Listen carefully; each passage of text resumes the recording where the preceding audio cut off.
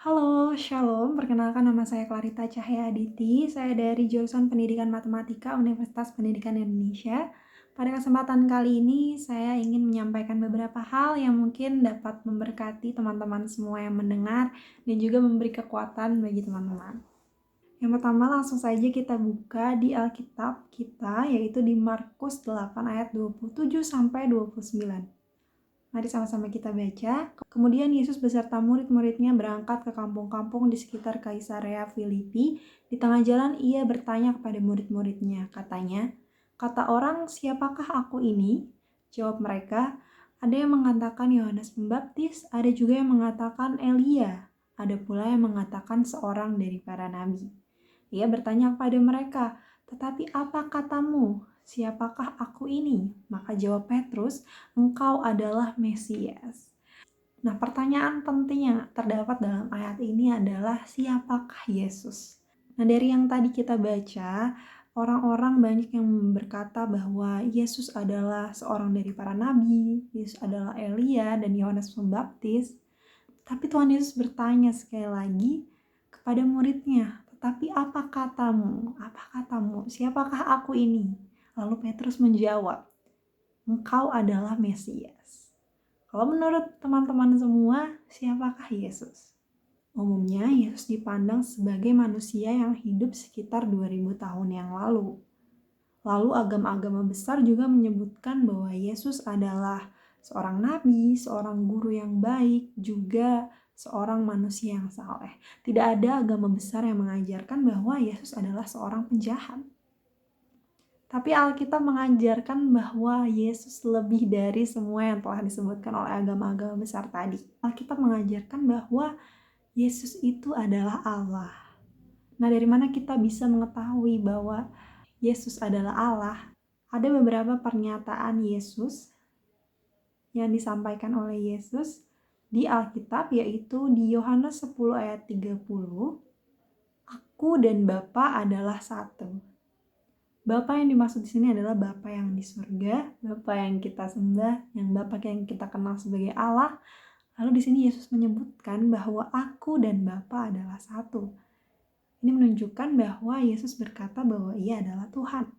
Selanjutnya kita bisa lihat di Yohanes 14 ayat 9, yaitu mengenai orang yang sudah melihat aku, sudah melihat Bapa. Ini berarti bahwa dia, yaitu Yesus dan Bapa adalah satu, seperti yang disebutkan tadi di Yohanes 10 ayat 30. Lalu kita juga bisa lihat di Yohanes 13 ayat 13, "Kamu menyebut aku guru dan Tuhan, dan katamu itu tepat, sebab memang akulah guru dan Tuhan." Ini adalah ayat yang benar-benar menuliskan bahwa di sini Yesus berkata, "Akulah Tuhan, akulah guru dan Tuhan." Ini yang membuktikan bahwa Yesuslah Tuhan melalui perkataan Yesus.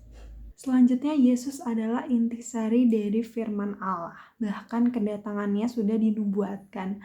Perjanjian Lama telah menuliskan sekitar 300 nubuatan selama sekitar 1500 tahun tentang kedatangannya, dan nubuatan-nubuatan tersebut terjadi dengan tepat. Ada nubuatan tentang tempat kelahirannya, yaitu di Mika 5 ayat 1, bisa dibaca. Lalu ada nama-namanya di Yesaya 9 ayat 6 sampai 7, yaitu penasihat ajaib, Allah yang perkasa, Bapa yang kekal, Raja damai, dan masih banyak lagi nubuatan-nubuatan tentang Tuhan Yesus yang terjadi dengan tepat. Hidup dan kata-kata Yesus membawa perubahan. Nah, banyak sekali perubahan yang terjadi oleh karena hidupnya di bumi ini dan kata-katanya yang masih kita bisa baca sampai sekarang di Alkitab. Itu membawa banyak sekali perubahan, seperti penghapusan perbudakan, hak asasi wanita, dan pembangunan sekolah dan universitas. Itu yang terjadi karena kata-katanya. Dan bahkan ia bisa mengubah seorang individu dari yang terpuruk atau dikucilkan menjadi seseorang yang luar biasa dan bermanfaat bagi orang lain. Saya pernah baca suatu kesaksian seorang hamba Tuhan, yaitu almarhum Raditya Olowan. Dahulu dia adalah seorang pecandu narkoba, dia suka clubbing, dia bahkan menjadi pengedar narkoba dan bertemu dengan istrinya karena mengedarkan narkoba tersebut. Bahkan dia juga terjerumus dengan istrinya dalam seks bebas dan sampai akhirnya istrinya harus hamil di luar nikah. Tapi ada sesuatu yang menggerakkan hatinya dan mengubah hatinya, yaitu karena kasih. Jadi setelah dia memberitahu ke ayahnya tentang bagaimana istrinya hamil di luar nikah, yang membuat dia percaya kepada Tuhan, merasakan kasih Tuhan adalah karena ayahnya tetap menerima dia dan memberi dia kasih. Titik tolak Raditya Olowan dari yang tadinya jauh dari Tuhan menjadi merasakan kasih Tuhan dan juga berubah hidupnya, bahkan sampai dipakai Tuhan begitu luar biasa untuk anak-anak muda di Indonesia, dan bahkan sekarang sudah kembali kepada Tuhan. Itu merupakan salah satu contoh kisah hidup seseorang yang mengalami perubahan oleh karena Tuhan. Yang kita tahu adalah Yesus itu kekal. Kita bisa baca di Yohanes 8 ayat 58. Kata Yesus kepada mereka, "Aku berkata kepadamu sesungguhnya sebelum Abraham jadi, aku telah ada." Lalu kita juga bisa baca di Ibrani 13 ayat 8.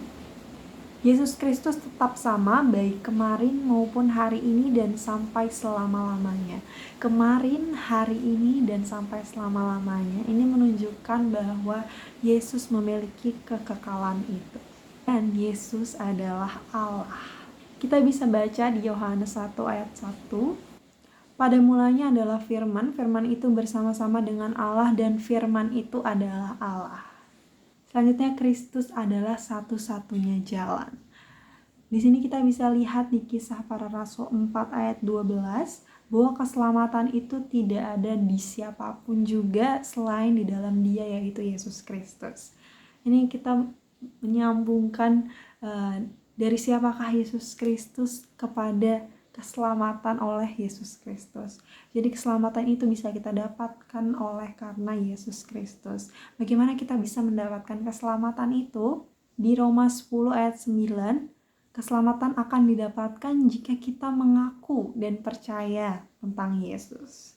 Tentang Yesus siapa? Yesus yang tadi kita sudah ketahui bahwa Yesus adalah Allah. Pada Yohanes 3:16 juga dikatakan, karena begitu besar kasih Allah akan dunia ini sehingga Ia telah mengaruniakan anaknya yang tunggal, supaya setiap orang yang percaya kepadanya tidak binasa, melainkan beroleh hidup yang kekal. Inilah bagaimana kita memperoleh keselamatan, yaitu adalah dengan mengaku dan percaya bahwa Yesus adalah Tuhan dan Juru Selamat kita.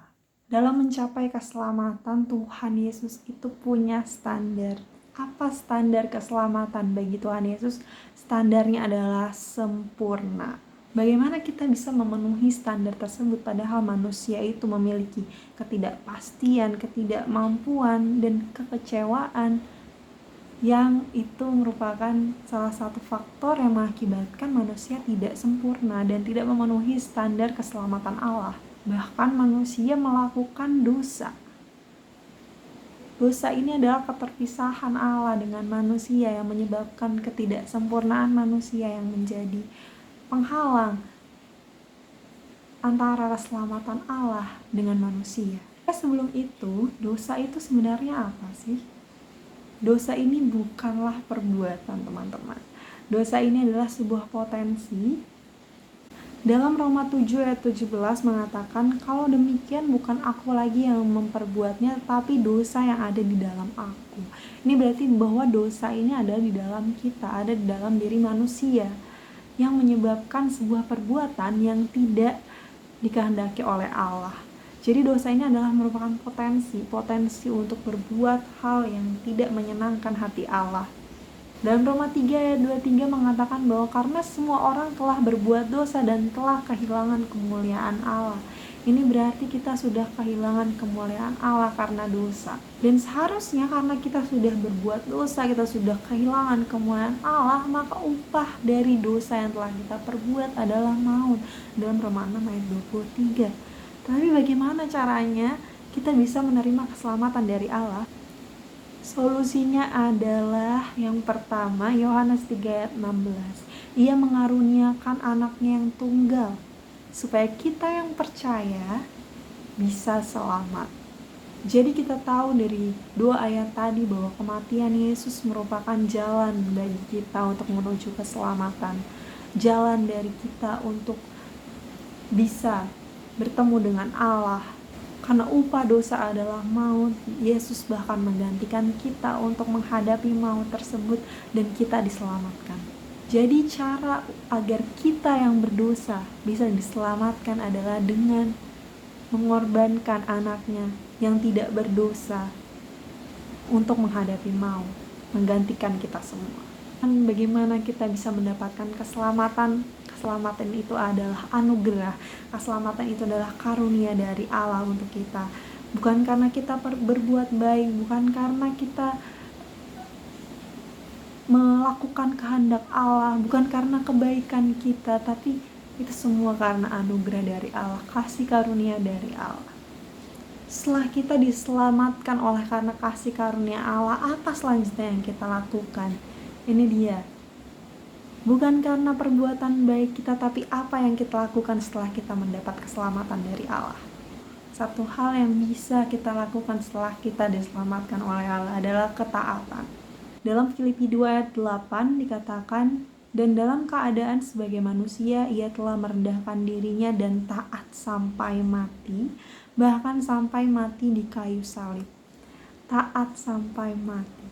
Itulah yang kita harus lakukan. Kita harus sama seperti Tuhan Yesus hidup, kita harus taat kepada Tuhan, bahkan sampai mati. Apa yang harus ditaati oleh kita? Yang pertama adalah taat akan hukum Allah. Kita harus menaati hukum-hukum Allah, kita harus menaati apa yang diperintahkan oleh Allah, kita juga harus mengikuti kehendak Allah. Dengan apa yang Dia berikan kepada kita, yang kita lakukan adalah taat kepadanya. Bagaimana telah dituliskan di Yohanes 3 ayat 36 bahwa kalau kita percaya kita bisa hidup kekal, kita taat, kita bisa hidup kekal. Tapi barang siapa yang tidak taat, ia tidak akan melihat hidup. Taat seperti apakah yang diinginkan oleh Tuhan? Taat karena iman. Ini dia di Ibrani 11 ayat 7-8. Karena iman, maka Nuh dengan petunjuk Allah tentang sesuatu yang belum kelihatan, dengan taat mempersiapkan bahtera untuk menyelamatkan keluarganya. Dan karena iman itu ia menghukum dunia, dan ia ditentukan untuk menerima kebenaran sesuai dengan imannya. Kita harus belajar dari Nuh tentang taat kepada Tuhan. Nuh tidak tahu saat ia disuruh membuat bahtera itu apakah benar air bah akan datang. Nuh tidak tahu, tapi karena Nuh percaya dan taat kepada Tuhan tentang apa yang diperintahkan kepadanya, ia menurutinya membuat bahtera, maka ia diselamatkan, maka seluruh keluarganya diselamatkan oleh Tuhan dari air bah tersebut. Maka kita harus memiliki iman kepada Tuhan. Apapun yang Ia perintahkan kita lakukan, walaupun kita tidak tahu hasilnya seperti apa, tapi kita percaya bahwa Tuhan akan memberikan yang terbaik untuk kita. Kita memiliki iman kepada Tuhan dan taat kepadanya. Ada dua kerinduan Allah yang Dia ingin kita jalani. Yang pertama itu ada di Matius 22 ayat 37, yaitu hukum Tuhan yang pertama, yaitu mengasihi Tuhan dengan segenap hati, segenap jiwa, juga mengasihi sesama manusia. Dan yang kedua adalah amanat agung di Matius 21 ayat 28-32. Kita harus memberitakan tentang Dia, kita harus menjadikan semua bangsa muridnya. Selanjutnya kita akan belajar tentang Alkitab. Sebelumnya saya ingin bertanya, bagaimana kita tahu bahwa Alkitab berasal dari Tuhan? Yang kita tahu adalah Alkitab adalah firman Tuhan. Tuhan langsung berbicara kepada manusia, ditulis sekitar 1600 tahun. Kitab pertama Perjanjian Lama ditulis 1500 tahun sebelum Masehi, dan Perjanjian Baru ditulis sekitar 100 tahun Masehi. Dan dalam Alkitab ini isinya saling berkaitan dari waktu ke waktu. Alkitab ini merupakan buku yang istimewa. Alkitab ini merupakan buku terlaris di dunia, bahkan sudah diterbitkan sejak 1947, diterjemahkan ke lebih dari 800 bahasa dan dimiliki oleh kurang lebih 200 negara. Nah, Alkitab ini memiliki bahan yang berubah-ubah dari zaman ke zaman, mengikuti zamannya.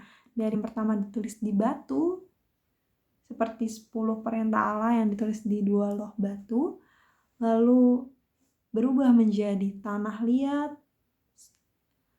tapi tanah liat ini sulit untuk dibawa kemana-mana, gampang, mudah pecah juga.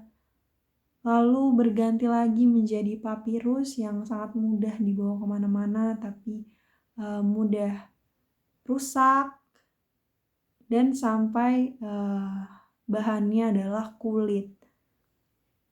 Dan sekarang sudah menjadi bahan kertas seperti buku-buku lainnya. Ada fakta tentang Alkitab bahwa Alkitab itu ditulis sekitar 1600 tahun yang lalu dan ditulis oleh kurang lebih 40 penulis. Nah, bagaimana kita tahu bahwa Alkitab ini berasal dari Allah? Alkitab ini memprediksi masa depan.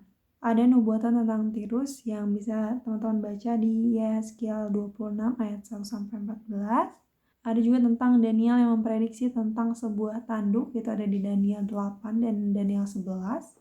Dan pastinya yang paling kita ketahui adalah nubuatan tentang Mesias atau nubuatan tentang Yesus, yaitu di kitab Mika. Yang kita ketahui adalah nubuatan tentang Mesias ini dan tadi nubuatan tentang Daniel sudah terjadi di dunia ini. Sudah benar-benar terjadi. Jadi nubuatan ini benar-benar terjadi dan ini berarti Alkitab memprediksi masa depan. Jika kita tahu kalau Alkitab ini menuliskan tentang nubuatan-nubuatan yang akan terjadi di masa yang akan datang, yang tidak mungkin kalau manusia mengetahui apa yang terjadi di masa depan, maka kita tahu bahwa Alkitab ini berasal dari Tuhan. Dan Alkitab adalah firman Tuhan. Bahasan selanjutnya yang akan kita bahas adalah tentang tujuan hidup. Mungkin teman-teman bertanya-tanya, apa sih tujuan hidup saya di dunia ini? Apa makna kehidupan saya di dunia ini? Kalau kita ingat, semua ini berawal dari Tuhan. Segala sesuatu berawal dari Tuhan, maka kita ini diciptakan oleh Tuhan dan untuk Tuhan. Pertanyaannya adalah, bagaimana kita bisa menemukan tujuan hidup kita yang tadi adalah untuk Tuhan. Tuhan memikirkan kita jauh sebelum kita memikirkannya. Kita ini hidup untuk tujuannya Tuhan. Dia merancang kehidupan kita. Allah memilih bagaimana tujuan hidup kita, dan pertanyaannya adalah, apakah kita memenuhi tujuan yang telah ditentukan Allah kepada kita? Bagaimana kita bisa menemukan tujuan hidup kita itu? Yaitu adalah dengan memiliki hubungan yang baik dengan Tuhan.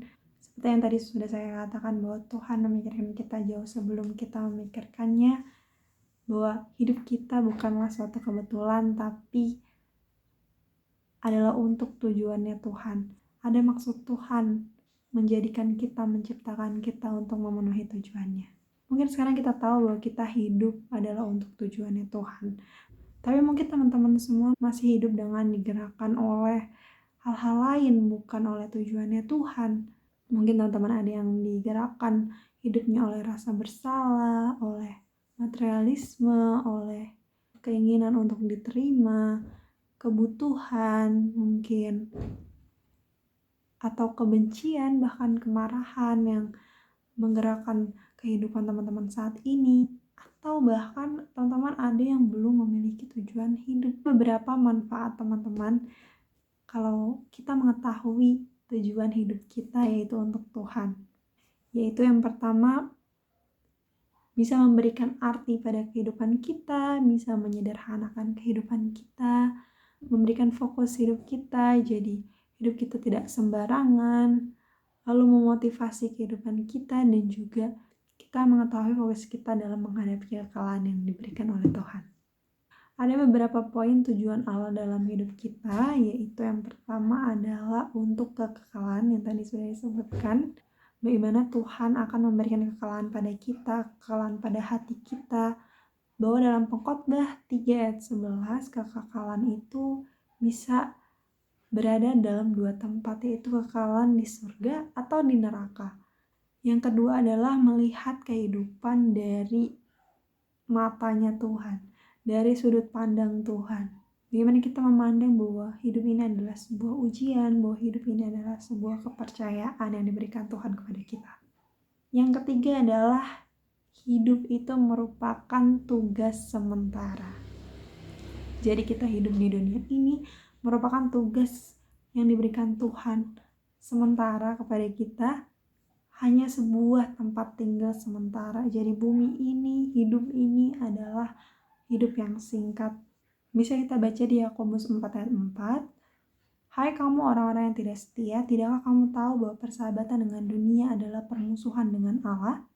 Jadi barang siapa hendak menjadi sahabat dunia ini, ia menjadikan dirinya musuh Allah. Oleh karena hidup kita hanya sementara di dunia ini, maka janganlah kita menjadi sahabat dunia ini, tapi menjadi sahabat Allah. Hidup kita adalah alasan untuk segalanya. Jadi hidup untuk kemuliaan Tuhan adalah pencapaian terbesar kita, adalah tujuan hidup terbesar kita, yaitu untuk kemuliaan Tuhan. Bagaimana kita bisa mendatangkan kemuliaan bagi Tuhan? Yang pertama adalah dengan menyembah Dia. Kita harus menyembah Dia, kita harus memuji Dia, menyenangkan hatinya. Yang kedua, mengasihi orang percaya lainnya. Seperti yang tadi sudah dijelaskan bahwa Tuhan memiliki kerinduan agar umat manusia mengasihi Allah dengan segenap hati dan juga mengasihi sesamanya manusia. Lalu menjadi seperti Kristus, di mana kita harus hidup sama seperti Kristus. Setelah hidup, kita harus menjadi serupa dengannya, melakukan kehendaknya. Yang keempat, melayani orang lain melalui karunia-karunia kita. Tuhan telah memberikan kita talenta, karunia-karunia yang telah diberikan Tuhan, maka kita harus menggunakan itu untuk melayani sesama kita, melayani orang lain. Yang terakhir, memberitahukan orang lain tentang Dia. Ini adalah amanat agung yang diberikan Tuhan kepada kita, bahwa kita harus menjadikan semua bangsa muridnya seperti kerinduan Tuhan yang tadi sudah dijelaskan. Jadi untuk apa kita hidup? Yang pertama adalah memenuhi tujuan hidup yang telah diberikan Tuhan kepada kita. Apakah kita sudah memenuhinya? Yang kedua adalah kehidupan dimulai dengan memberikan diri kita sepenuhnya kepada Yesus. Jadi kita harus memberikan, menyerahkan diri kita kepada Tuhan, mempercayai Tuhan Yesus dan menerima Tuhan Yesus sebagai Tuhan dan Juru Selamat. Itulah tujuan hidup kita. Selain itu, tujuan hidup kita adalah untuk kesenangan Tuhan. Jadi kita harus melakukan apapun yang kita lakukan di dunia ini seperti untuk Tuhan.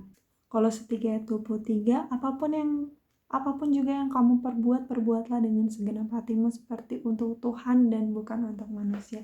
Kita mau belajar sama-sama untuk melakukan segala sesuatu untuk Tuhan, bukan untuk manusia.